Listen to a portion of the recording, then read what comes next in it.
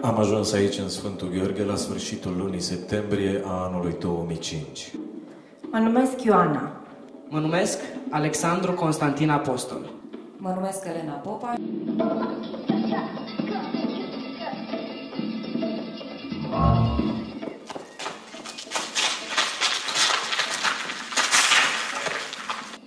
Atunci mi-am zis, până aici.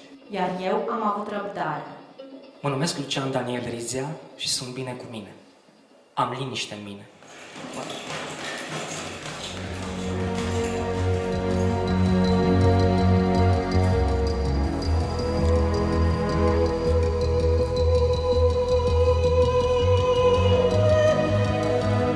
Mi se zice Fiscu sau Ion.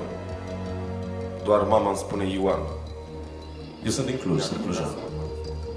Dar am spus-o mereu, ca actor, ca artist, sunt din Sfântul Gheorghe.